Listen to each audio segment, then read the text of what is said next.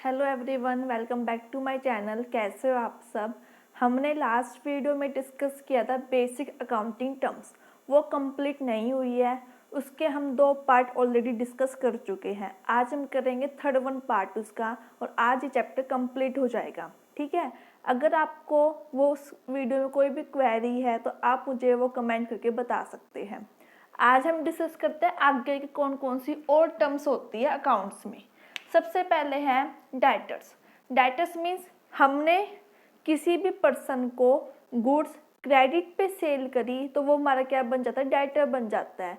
जब तक वो उस अमाउंट की फुल्ली पेमेंट नहीं कर देता तब तक वो हमारे फर्म के लिए क्या रहेगा, डाइटर्स रहेगा। ठीक है, for example sold goods to Ram on ₹2000 on credit means जो गुड्स सेल कर रही है राम को 2000 की, वो क्रेडिट पे सेल की है। ठीक है, तो हमें इमीडिएटली कैश नहीं मिला, हमने क्रेडिट पे गुड्स सेल की है, तो वो हमारा क्या बन गया, डाइटर बन गया। और डाइटर को हम कहाँ पे शो करते हैं, एसेट साइड में, बैलेंस शीट की एसेट साइड में करंट एसेट्स में शो करते हैं।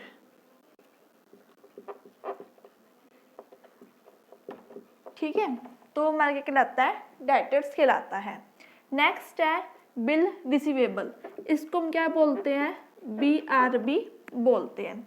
बिल रिसीवेबल मीन्स जो एक फर्म है जो गुड्स किस पे कर रही है, क्रेडिट पे सेल कर दी है, वो क्या करेगी, एक BR बना के देगी। BR लिखेगी, कौन लिखेगा, सेलर लिखेगा, किसके ऊपर, बायर के ऊपर, जो खरीद रहा है गुड्स ऑन क्रेडिट पे।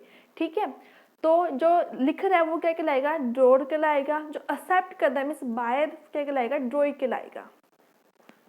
BR क्या होता है, BR मीन्स जो सेलर ऑफ द गुड्स है वो किस पे लिखता है, बायर ऑफ द गुड्स पे एक बिल BR लिख के देता है, और उस पर मैंशन होती है कि इतनी अमाउंट की गुड्स हमने सेल की है ऑन क्रेडिट पे, और जो बायर है वो कुछ टाइम बाद, मतलब एक स्पेसिफिक डेट है, इस डेट को वो हमें पेमेंट करेगा। ठीक है, तो जो सेलर होता है वो होता है ड्रॉर, DRAWER, और जो बायर होता है वो होता है ड्रॉई। ठीक है, इसको भी हम कहाँ पे शो करते हैं, एसेट साइड में, करंट एसेट्स में शो करते हैं BR को। ठीक है, नेक्स्ट वन है क्रेडिटर्स। क्रेडिटर्स मीन्स जब एक फर्म या एक पर्सन क्रेडिट पे गुड्स परचेज करता है तो वो क्या हो जाएगा, दूसरी फर्म के लिए क्या बन जाएगा, क्रेडिटर बन जाएगा। और जब तक वह पेमेंट नहीं कर देता फुल्ली तब तक वह उस फर्म के लिए क्रेडिटर ही रहेगा। डाइटर में था सेल करना, क्रेडिटर में है परचेज करना, बस यही डिफरेंस है, दोनों में कोई डिफरेंस नहीं है। फॉर एग्जाम्पल हमने परचेज की गुड्स फ्रॉम X&Y कंपनी से ऑन क्रेडिट पे, तो परचेज की मीन्स हम क्या बन गए, क्रेडिटर बन गए। क्यों, क्योंकि हमने क्रेडिट पे परचेज की है। ठीक है, तो वो क्या होता है हमारा क्रेडिटर। क्रेडिटर को बैलेंस शीट में लायबिलिटी साइड में करंट लायबिलिटी में शो करते हैं। ठीक है, इसको हम CLB कहते हैं। ओके, बिल्स पेबल मीन्स इसको हम BP से शो करते हैं। बिल्स पेबल मीन्स जो सेलर ने लिखा था बायर ने एक्सेप्ट किया था, जब बायर उसे एक्सेप्ट कर ले उस बिल को तो क्या बन जाता है, बिल्स पेबल बन जाता है। मीन्स वो कुछ टाइम बाद जो स्पेसिफिक डेट मेंशन की है उस डेट को वो पेमेंट कर देगा, तो वो क्या बन गया, बिल्स पेबल बन गया।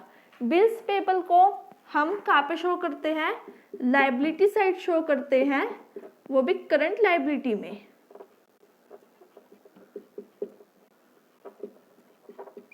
आप एक याद कर लो, डाइटर्स ऑफ BR, उसके अपोजिट है क्रेडिटर्स ऑफ BP, और कुछ नहीं है इनमें। ठीक है, और काफी इंपॉर्टेंट है ये dieters and creditors. Next one है गुड्स। गुड्स क्या होती है, गुड्स एक वो आइटम कह दो, आप कुछ भी कह दो, बस गुड्स कुछ भी जो भी उन्होंने प्रोड्यूस किया है जिसमें एक फर्म क्या करती है, डील करती है, जो मतलब परचेज एंड सेल करती है, वो क्या कहलाती है, हमारी गुड्स कहलाती है। ठीक है, कॉस्ट, कॉस्ट मीन्स कोई भी आपका एक्सपेंडिचर है वो इंकर्ड हो रहा है on the production and selling of goods and services, वो क्या कहलाएगी, कॉस्ट कहलाएगी। मीन्स आपका खर्चा हो रहा है, ठीक है। वाउचर क्या होते हैं? वाउचर वो होते हैं जो कि बहुत ज़्यादा इम्पोर्टेंट होते हैं अकाउंट्स में ट्रांजैक्शन को रिकॉर्ड करने के लिए। ये प्रिंटेड फॉर्म में होते हैं, ठीक है। ये क्या होता है? ओरिजिनल डॉक्यूमेंट होता है, ठीक है, एक प्रूफ होता है जिसके बेस पे हमने अकाउंट्स के अंदर ट्रांजैक्शंस की रिकॉर्डिंग की है। ये कैश मेमो, पेन स्लिप, ये सारे क्या होते हैं? सेल्स बिल, परचेज बिल, सारे क्या होते हैं? वाउचर्स होते हैं। और इन वाउचर्स के बेस पे हम अकाउंट्स में रिकॉर्डिंग करते हैं, ठीक है। तो ये क्या कहलाता है? वाउचर कहलाता है। नोट कर लो आप ये, फिर हम करेंगे और टर्म्स आगे की।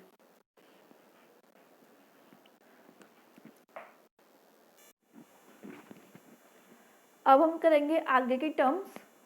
सबसे पहले डिस्काउंट। डिस्काउंट मीन्स जब एक फर्म किसी भी तरीके का प्राइस में रिडक्शन करती है और वो कस्टमर को प्रोवाइड करती है, वो क्या कहलाएगा? डिस्काउंट कहलाएगा। डिस्काउंट दो तरह का होता है, एक होता है कैश डिस्काउंट, एक होता है trade discount. Trade discount means जो भी लिस्ट प्राइस है उस लिस्ट प्राइस पे आपको फिक्स परसेंटेज मिलता है डिस्काउंट का, वो क्या कहलाएगा? ट्रेड डिस्काउंट कहलाएगा। कैश डिस्काउंट मीन्स आप जो डेटर से जल्दी रिकवरी करने के लिए अपने पैसे की जो डिस्काउंट दिया जाता है कैश की फॉर्म में, वो क्या कहलाएगा? कैश डिस्काउंट कहलाएगा।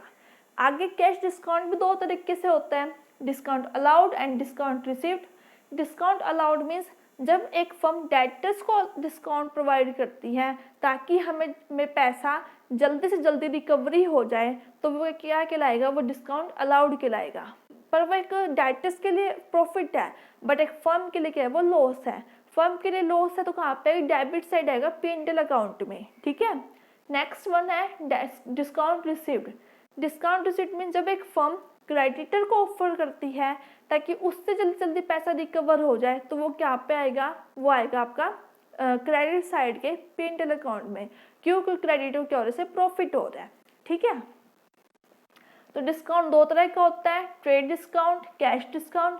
ट्रेड डिस्काउंट का कहलाएगा जो fix percentage on the list price, and cash discount to promote payment करने के लिए होता है। उसके बाद है प्रोप्राइटर। प्रोप्राइटर क्यों होता है? प्रोप्राइटर एक वो पर्सन होता है जो कि बिजनेस क्या करता है? इन्वेस्ट भी करता है, बिजनेस को मैनेज भी करता है और रिस्पॉन्सिबल होता है जितने भी वो रिस्क उठा रहा है उन सब चीज़ों के लिए, तो वो क्या कहलाएगा? प्रोप्राइटर कहलाएगा। Books of account. Books of account क्या होती है? बुक्स ऑफ अकाउंट वो अकाउंट होता है जहाँ पे बिजनेस की एक साल की जितनी भी ट्रांजैक्शंस होती है उनको रिकॉर्ड किया जाता है, वो क्या कहलाएगा? बुक्स ऑफ अकाउंट कहलाएगा। बुक्स ऑफ अकाउंट जैसे हम जर्नल पढ़ा था, हमने सब्सिडरी बुक पढ़ी थी। जर्नल क्या होता है? बिजनेस स्मॉल स्केल पे होता है, आप सारे ट्रांजेक्शन कहाँ पर रिकॉर्ड कर सकते हो? जर्नल के अंदर रिकॉर्ड कर सकते हो।